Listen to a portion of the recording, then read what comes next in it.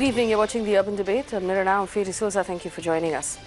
It has been a day of continuous development between India and Pakistan. As has been pointed out in the information that we brought to you, Pakistan aircraft this morning crossed into Indian territory and Indian airspace, violating Indian airspace, and were chased back by the Indian Air Force. One F-19 aircraft was shot down by Indian Air Force, and according to the Ministry of External Affairs, was seen by ground personnel crashing into Pakistan territory. We also found out that in that engagement, India lost one of our own aircraft. The pilot of that aircraft is currently in Pakistan custody. The question that now arises is what happens next? India's priorities as of now would be bringing back the Indian Air Force pilot, de-escalating the tension between the two countries at the border, and most importantly, putting an end and dismantling Pakistan-sponsored terror that is breeding in Pakistan territory. What are the options on the table before India at this point, and what are the likely choices? On the conversation with me, Air Marshal S.G. Inamdar, Anil Trigunia, the former ambassador, Nitin Gokhale, national security expert, Lieutenant General Gurmeet Singh is a defense expert, and Vinay Tiwari, our consulting editor at the Times Network. Gentlemen, thank you for joining us. Air Marshal Inamdar, my first question to you. Obviously, one of the priorities at this point will be to bring back the Indian Air Force pilot who is in Pakistan custody. But since and given that we started off with a very clear target, that was to dismantle terror and its influence on the other side of Pakistan, how do you think the government is now going to approach its decision making?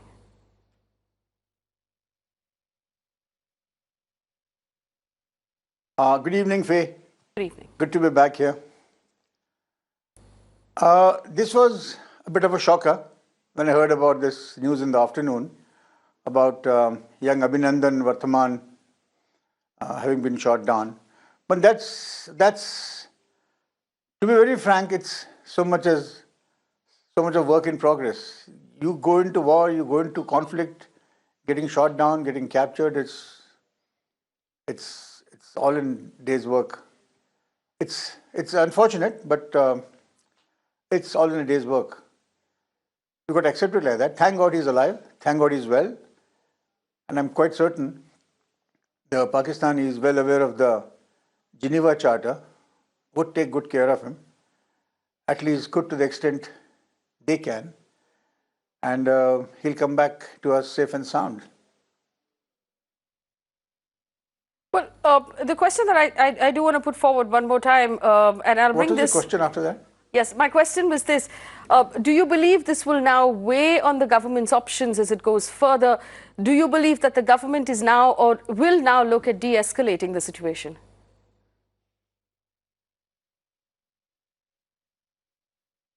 I think the escalation is already started. The escalation is already in progress. And as H.U. Krishnaswamy said yesterday, and I entirely agree with him, I would have been very surprised if it hadn't. When you bring in air power in any form, offensive air power, escalation is built into it. That is going to happen, and that has happened. The idea is to not get out of the situation or dilute the problem, but to face it square and see what we're going to do next. What was the basic objective of the whole thing? What the objective was, stick to that aim, and if you have to pay the price for it, any price, we should be prepared to pay for it.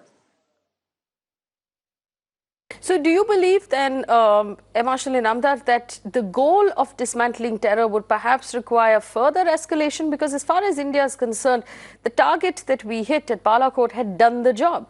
So do you think that India has achieved the target it set out to achieve? And so now the focus should be on bringing the pilot back.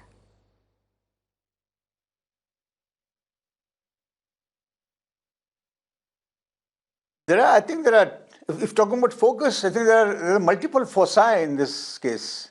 One focus is getting the pilot back. The second is to pursue with vigor and determination what we set out to do. I think Balakot strike, successful as it was only a semicolon. There's much more work ahead of us to do. If you want to achieve that aim, if you want to achieve that objective, we've had to press on and do what we had thought of doing earlier, along with the efforts to get young Abhinandan back.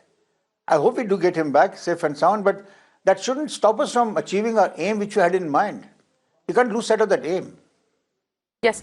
I will bring in the rest of the panel right now, but I do want to remind our entire panel that while the Ministry of External Affairs has not confirmed the name of the officer in Pakistan custody at this point, so on the channel we haven't used the name or the photograph or the videos because we want to respect the privacy of the family that is involved.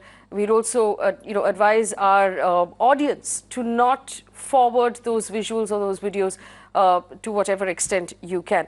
Vinay, the very same question to you. Will India set out to dismantle terror? The Balakot attack was part of that plan to dismantle terror. What has happened post that has possibly been an exchange of escalation. At this point, would you say the government's focus should be to de-escalate?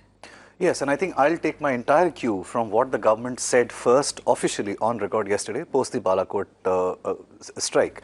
The statement was very carefully worded, and I think we should really, that is the only indicator you have of what is in the mind of the government and the current strategists that are actually deciding the strategy. Okay. The statement very clearly said it's an intelligence-led operation that is aimed and targeted at, it's a non-military intelligence-led operation aimed and targeted at a terrorist camp which was operating because we had advanced intelligence that they are planning more Fedayeen attacks. So it's an act of self-defense in anticipation of an attack on your republic.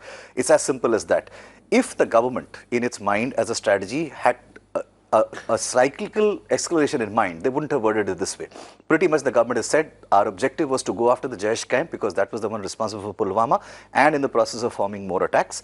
And we've now gone there and smashed it and achieved that objective. The only change that has happened since that position now is that now you have one of your pilots in the custody of the Pakistani Air Force. The question in front of the strategists should be, or would be, and I'm sure this is what was discussed when the meeting was going on at the PM's house, what measure and what level of escalation or de-escalation, track 2 or track 1 do you use to get the pilot back? That's the only objective. For me, the objective of the government in terms of going after terrorism in Balakot was met yesterday because they have clearly said so. I mean, they have no ambiguity in that statement at all. And to me, that was job done. That mission was accomplished. There was no further mission left insofar as this particular event was concerned.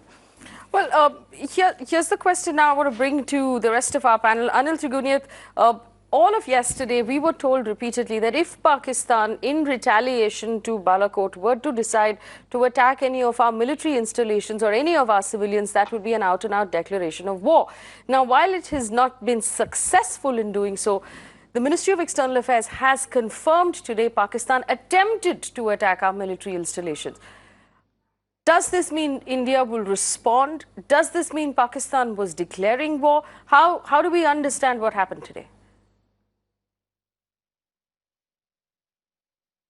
Well, the thing is that as we all know the chain of events, India successfully carried out an operation against the terrorist outfit jaish-e-mohammad, which is located in Pakistan, and that has been done. Thereafter, we were expecting, and that's why we were in the full state of preparedness for any eventuality coming from Pakistan's side. And Pakistani leadership had also said that they will retaliate.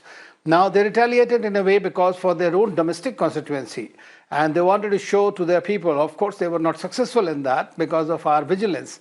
But a different factor has come in, that is about the pilot. I'll not touch upon it right now.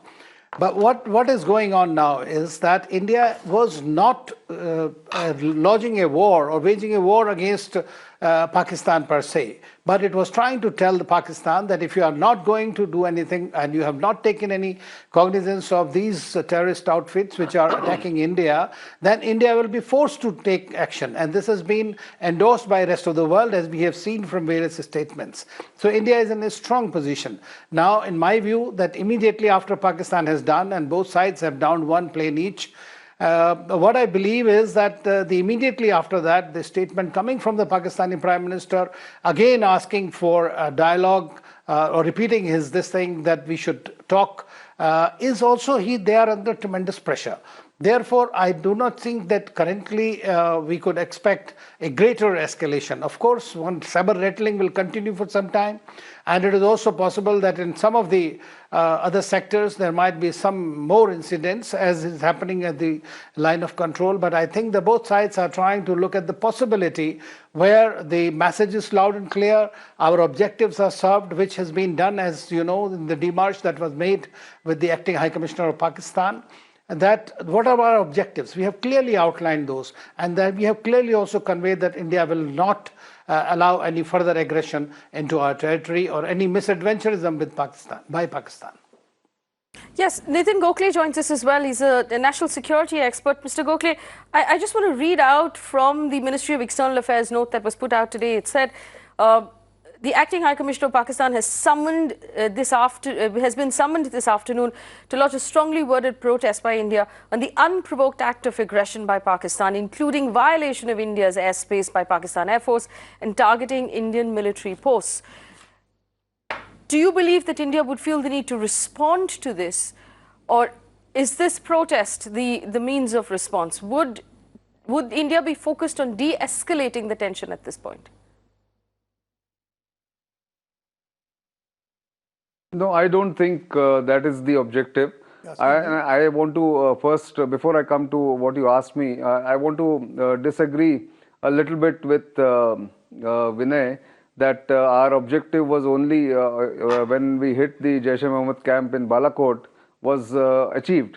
I think the objective was that Pakistan must take action against terrorist groups operating from their soil, and we haven't seen any manifest action from Pakistan. Instead of that, Pakistan has actually tried to target Indian military installations. So I think it's just the objective is only half finished. India, when it started this initiative, this event, has obviously had some objective in mind. And I think we are not even 1/4 the way there. It's unfortunate that one pilot has gone into Pakistani custody. But that notwithstanding, India still cannot decide whether it wants to de-escalate, because Pakistan is not showing the intent it needs to show.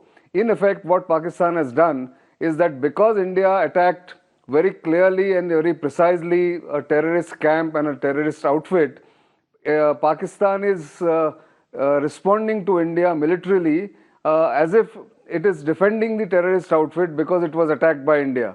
So actually, Pakistan is still a protector of those terrorist outfits, and particularly jaish-e-mohammed. So India cannot sort of release that pressure that has been put on Pakistan, both militarily by India's action at Balakot, and also diplomatically. Diplomatically, today Pakistan is under much greater pressure than before. No country has condemned India's action. In fact, China, Pakistan's all-weather friend, has issued a very muted statement asking for restraint rather than condemning India. The Russia, India, China joint statement also speaks about sort of not using terror as a state policy, and so does the US statement, which is in favor of India or in support of India. France is trying to take up another resolution in the United Nations to name Masood Azhar. So in this favorable condition, my personal view is that India should not ease that pressure, and Pakistan has given India that opportunity not to ease the pressure by trying to use a military aggression against military targets, and trying to very cleverly use that we did not target, we targeted non-civilian, non-military places in India. What are those non-military, non-civilian places? We do not have terrorist camps in India. So I think it's a very disingenuous way, ingenious way that Pakistan is trying to fool everybody and trying to work on the lobbies in India to say, let's de-escalate, let's go for dialogue. This is not the time to go for dialogue. It is a time to keep up the pressure. Well, Lieutenant General Gurmeet Singh, what are the options on the table before India now? What is India likely to do next? If we carefully look at the diplomatic démarche, which was very strong today, it has clearly said that today's action by the Pakistani Air Force was an act of aggression. And it gives the legitimacy and the justification for the response that we need to plan. In fact, I would say when one looks at the options, still the entire fight against terror, which has been anchored by Pakistan Army, by ISI, by terrorist groups in Pakistan, and the terrorist groups which are operating in the Kashmir, that is still unfinished. I would say that this is the first time that India has taken such a historic step. They've taken a strong action. The war on terror has just started. But it is unfortunate that after such a balanced statement by MEA to say it was non-military, it was preemptive action, and execution also conveyed that it was targeted on the terrorist camp. But unfortunately, what Pakistan attempted today was they locked onto the military target, although they dropped the bombs at place close by, wanting to indicate, but the intention was not right. In fact, to me, I look at it, this opportunity at this moment, that we have to be prepared for all options. The diplomatic offensive which has been launched against Pakistan, not only by India, but by US, China, France. If we look at the commonality of all the diplomatic pressure which is on Pakistan today, we find that everyone is telling them that take action against terrorist groups. In fact, I would say that diplomacy is one of the element of one of the element of war or power. But as you ask me categorically on what are the military options, I would say all options are still open. It starts from the edge of covert operations. It starts from, it includes the counter proxy war. And now that they've done a military action, I think it is well within the options with India. And if we recall, in the evening, there was a meeting of Prime Minister, NSA, and with all the three chiefs, obviously to decide on what is the spectrum of choices that we got. And I'm definite about it that this moment when the pressure has been built, and we must ensure that the Pakistan has got to change their very thinking and their nodality and the center of gravity of terror and proxy war choice which they've had. This is one chance. We should not let the pressure go, and we must act. Actually, the culture of action, culture of proactive action has started. And this is across the threshold. There's a paradigm shift. And we should not track back to that era of tolerance on these things. Well, Air Marshal Inamdar, do you agree that all options, including military options, are open and on the table right now for India?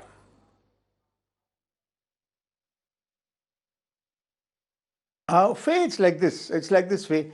One knows much about, having done it before, how a situation is analyzed, how it is appreciated, how the options are worked out, and how the options that are worked out are prioritized. And based on this process, which is very, very time-proven exercise, time-tested exercise, the Air Force would have proposed a certain number of options in that sequence to the government. And when they were given the go-ahead for this particular mission, all those options must have been deliberated, thought out, and dissected and bisected, then arrived at a final set of options in the sequence they ought to be adopted or put through. Those options, I'm quite certain, are still alive, and Government of India and the Indian Air Force would plumb for one of those options in the manner they deem fit, as the situation develops both politically, diplomatically, and militarily on the ground. The options are still open, and one of those options, I dare say, is to up the ante. Well, I just want to remind our viewers why the voice of Air Marshal Inamdar is so important. He's a former Vice Chief of the Air Staff, former Commander-in-Chief of Eastern Air Command, and the former Commanding Officer of 7th Squadron Battle Axis that took part in yesterday's Mirage 2000 operation. But I do want to ask you this. Now, I know that the whole country is currently preoccupied with you know, with the one pilot, the Air Force pilot who is in custody of Pakistan, you did say in the beginning of this conversation that it's all part of the day's work for the Indian Air Force and for the Indian Air Force pilots.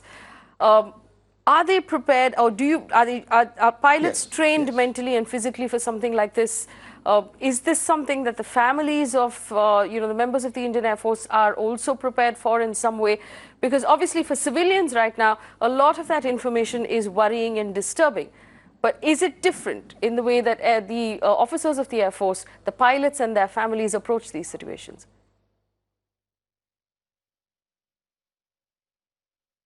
You know, as a parent, I would be very distressed at what has happened to my son or to somebody's son. That's one part. Second part is I'm very, very, very happy and very grateful to God that he's alive and in good shape, physically fit.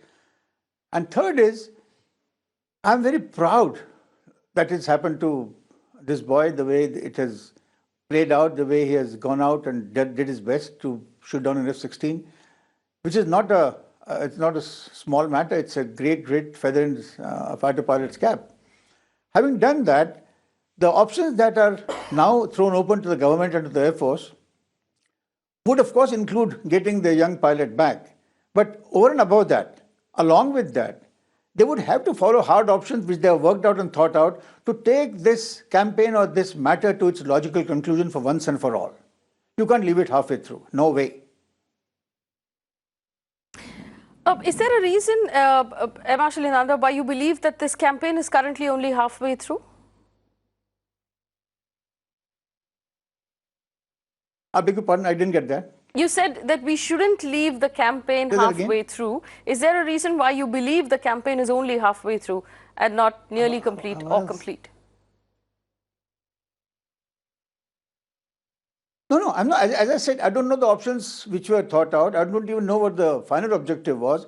But if that objective has not been achieved in the eyes of the government and the Air Force, if the campaign is yet to be pursued to achieve those objectives, then the campaign must be pursued with all vigor and all determination.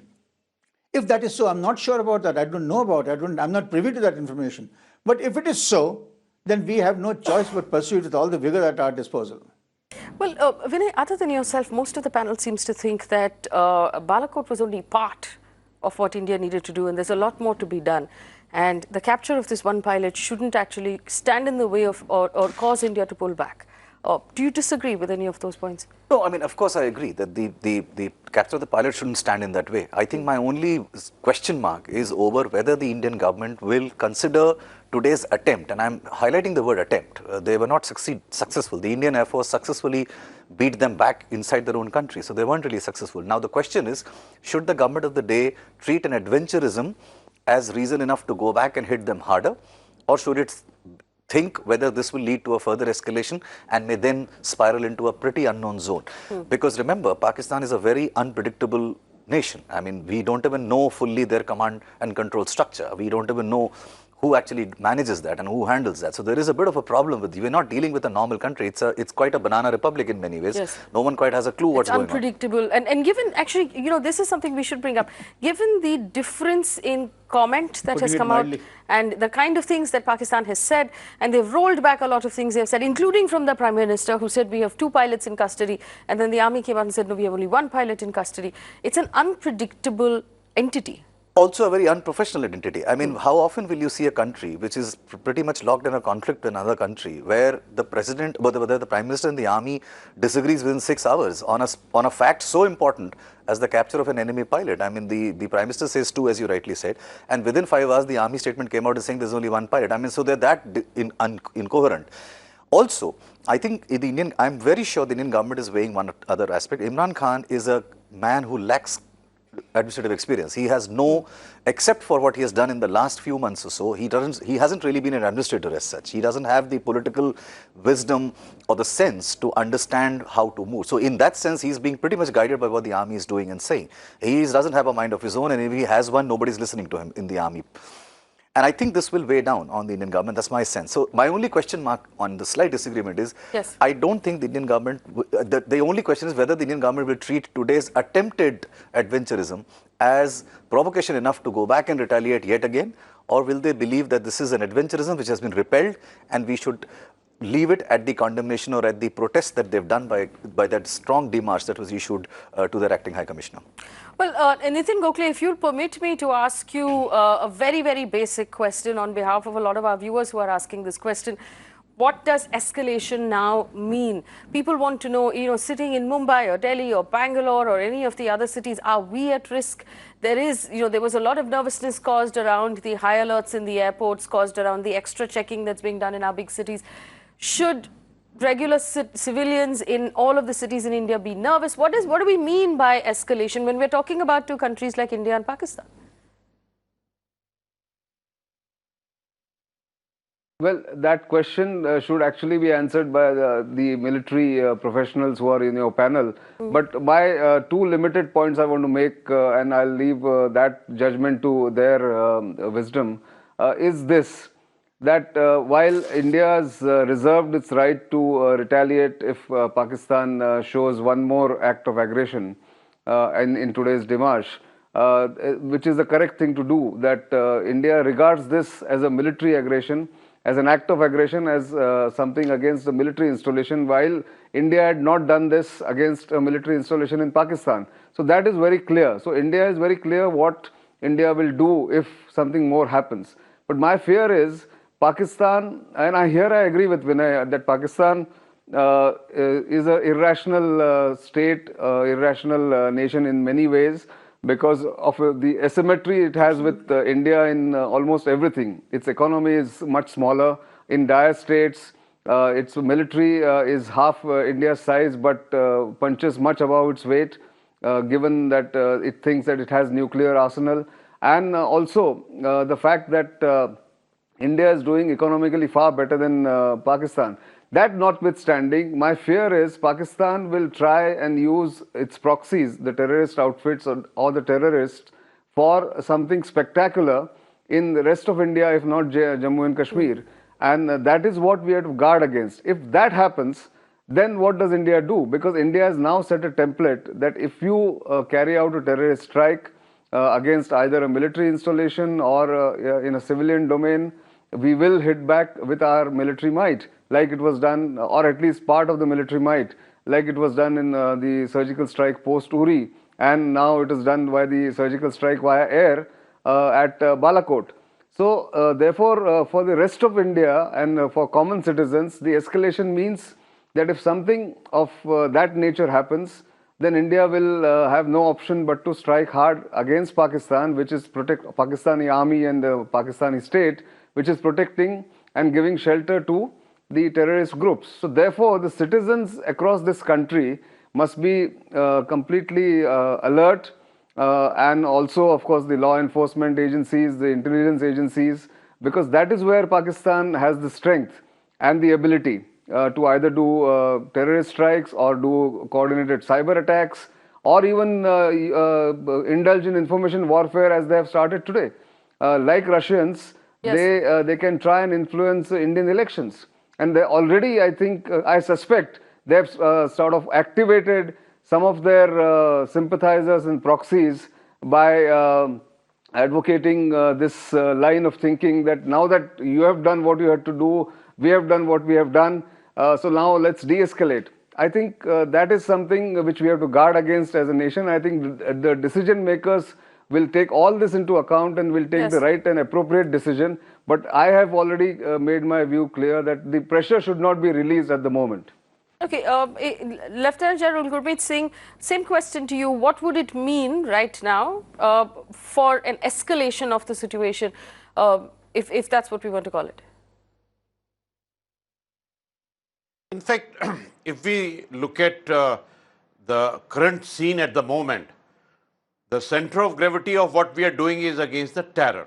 It is against that proxy war which has been engineered by Pakistan. We have taken a very bold decision this time. In fact, 26/11, 166 were killed, and we never took that bold decision. Till how long will we bear the thing? Till how long will we define the situation by enough is enough? I think there was a time, there was a need, there was a need to have a resolve, there was need to change the track, there was a need to have a strong narrative, the hard option which India was compelled to do was executed. In fact, I would say when I look at the entire the paradigm, actually there is a paradigm shift, you know. And I'm of this belief that this is one opportunity which has come across us at this moment, that the track which Pakistan had for 70 years, but in particular about 30 years that it was on the mission and the track of proxy war, they adopted terror as a strategic tool. They adopted terrorism as a state policy. They twisted the religion to jihadi extremism and fundamentalism. And they've been inflicting these things for very long. But now the situation is different. Now I think the decision has been taken. Let me tell you one thing very, very clearly, that the track that we have taken, it must take us to an environment, or must shape the environment where Pakistan has got to drop this choice of theirs which they have had for themselves. In fact, if we look at it from Pakistan point itself, what scene they had in the parliament, what the scene they had in the media. In fact, their prime minister themselves told Pakistan Air Force, what have they done for today's episode also for them. And they were found sleeping. In fact, Pakistan Army told the Pakistan Air Force that they were sleeping. If you compare the professionalism which has been exhibited last few days of Pakistan Air Force and Indian Air Force, there is a marked difference. Indian Air Force has shown that professionalism, that precision, whatever politico-military decisions were there, directions were there, they've executed on the ground. In fact, the entire arrows which are there to compel Pakistan to change the track, whether it's a diplomatical, whether it's an info aspect, whether it is a military action, everything is compelling them to change. And I personally feel this is a prime time. And on top of that, today they've done a massive mistake. They have not understood the thing that India's intentions are very clear. If you compare this ICPR of theirs, what their Prime Minister said today, and how Indian spokesman of the MEA said, precise, pointed thing he said. He said, he gave the rundown of the events, and he said, our pilot is missing in action. If you look at the previous ones, in fact, if you look at the ISPR, throughout the day, they were still on denials. Yes, absolutely. In fact, I would say, yes, the task is still unfinished, ma'am. Yes, I just want to bring in a new question now to the panel. I'm putting this to the whole panel. Vinay, I will start with you.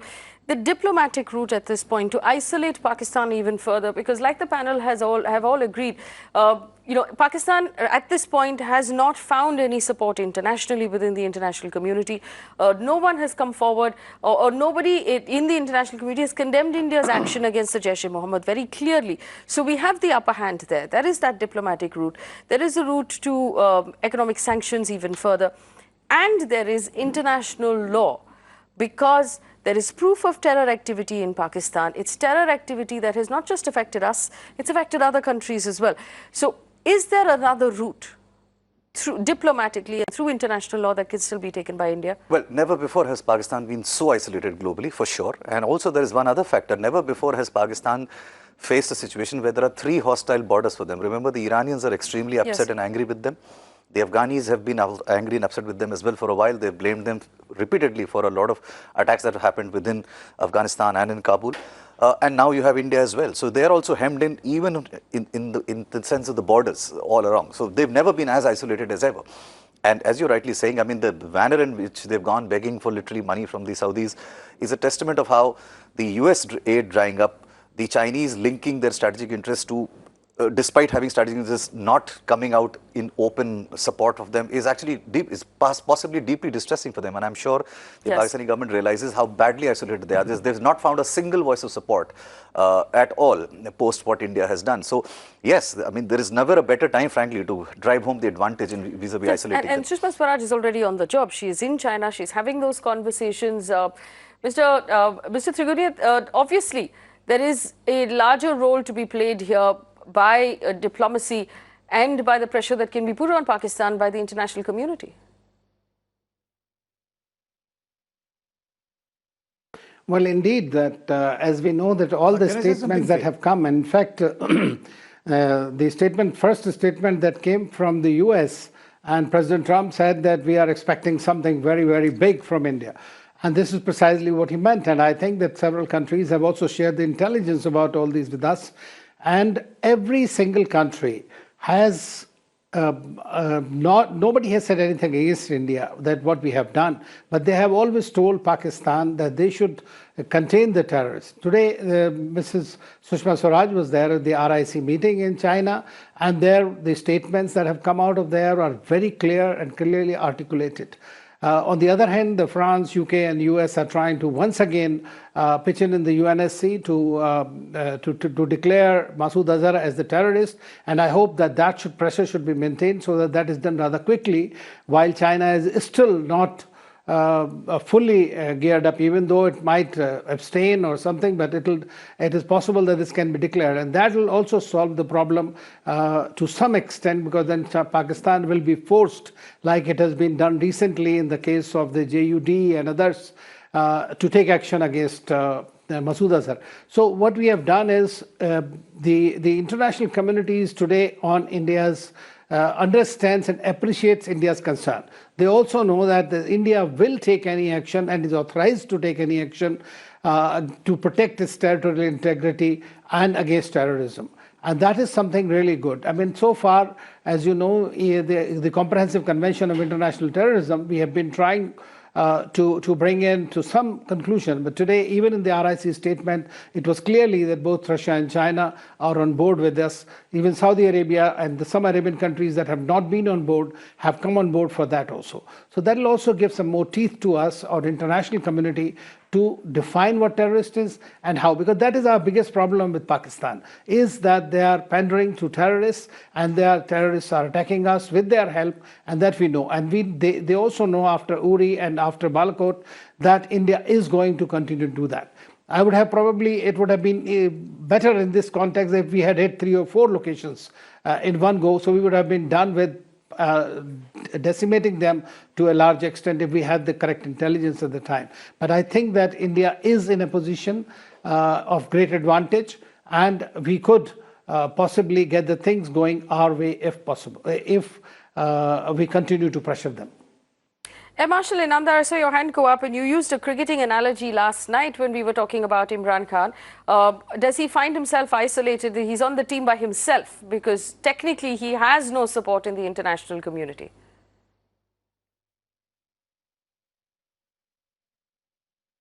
See, in this T20 or one-day game of cricket, he has run out of all his bowlers. He's fielding, he's running out of all his bowlers. The batsmen are not getting out. I think he's out of his depth. Basically, he's out of his depth in this new game which he's playing. He's never played before, hasn't understood a bit of it. All the flamboyance, all the popularity in the world of cricket, and unquestioned eminence in cricket. He was a great player. I think he's clearly out of his depth. And in this situation, the most dangerous thing that can happen to all of us, including Pakistan and India, is that he being completely suborned by others in the government or the Pakistan army.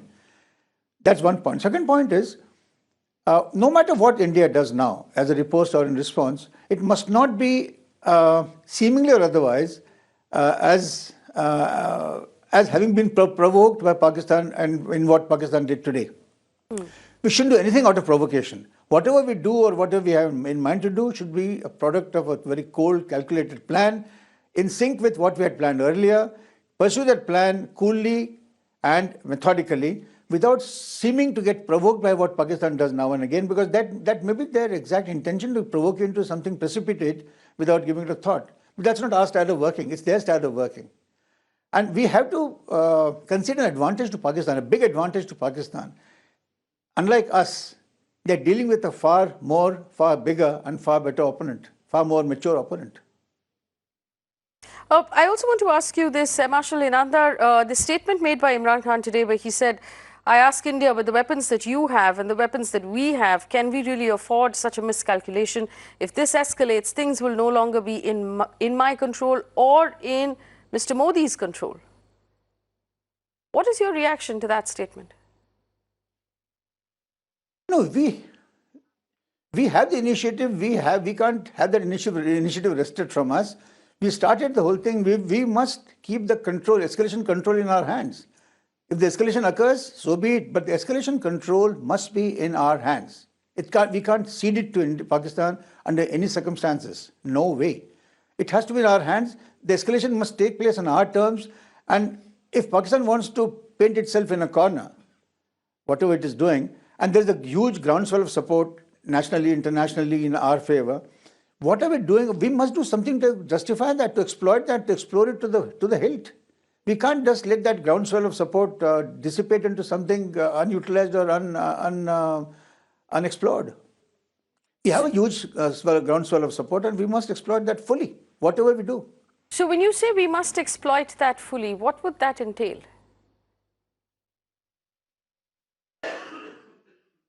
I beg your pardon?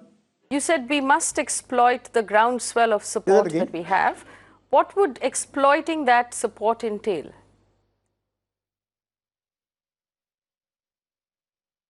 Exploiting that support would mean sticking to the plan which you had made earlier. If that was the only plan you had of striking one target or two targets, so be it. But if you want to take this to a logical conclusion to stop this thing from occurring every other day, every next week, every next year, every next month, then we have to do something which I think the world expects us to do something big. If Trump said it, I think so many others who haven't said it but have meant it.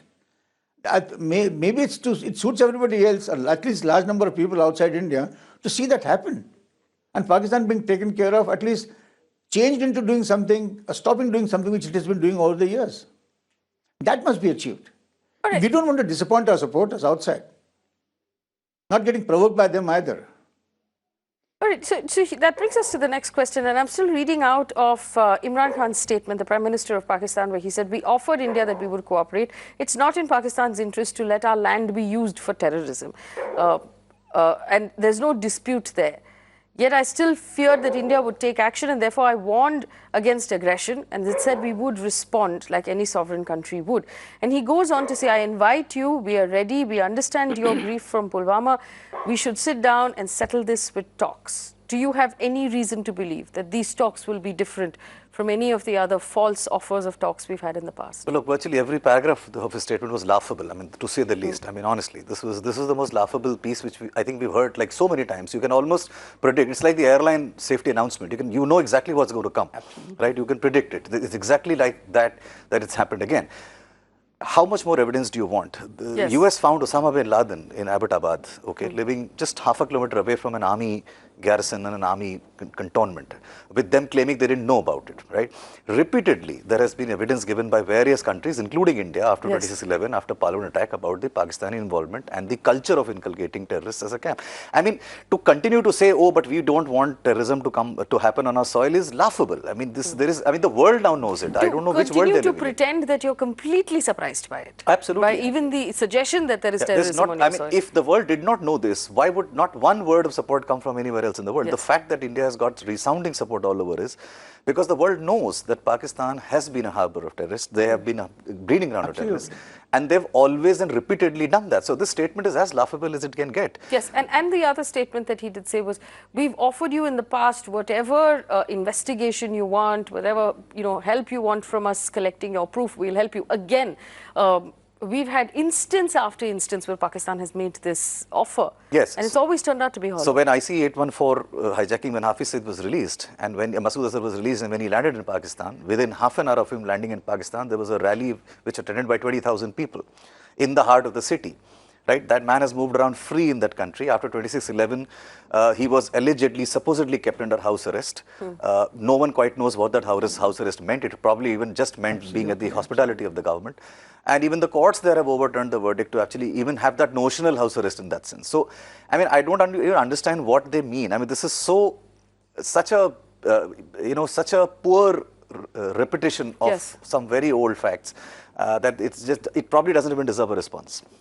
Nitin Gokhale, did you see the statement made by Imran Khan as veiled threats to India or a weak attempt perhaps to de-escalate?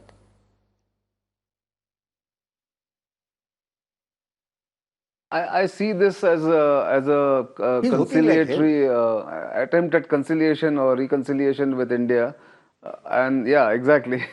He's hoping that India will, accept his offer and de-escalate. And that's exactly the mistake that India should not make.